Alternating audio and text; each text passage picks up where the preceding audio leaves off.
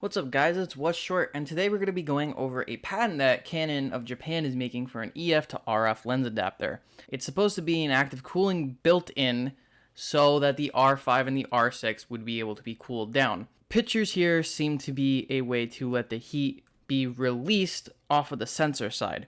It doesn't seem to be pushing air into the sensor, but a way to kind of gather air away from the sensor and push air out of the camera and not air in. It has all these vents and this little fan. It seems interesting enough. Will Canon ever actually push it out? Who knows, but for someone that's actually doing it is Tilta. Tilta is making a cooling kit for the R5. I'm sure it will attach to the R6 as well.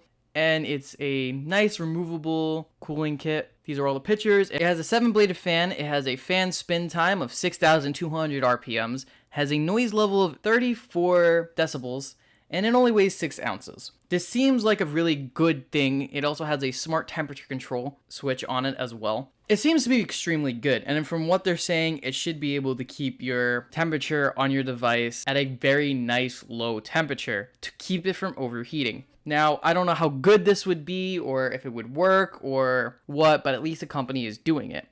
Canon's patents I wouldn't rely on, but this is the company that's going to do it, so it might be a solution for the overheating. We'll have to wait until they release it. We'll have to see what the price range is going to be when they release it, and right now I can't get it because my R5 is in back order, but this thing isn't even released yet. I would like to try it out when I get my R5. Hopefully it releases soon if they have it all figured out. Who knows?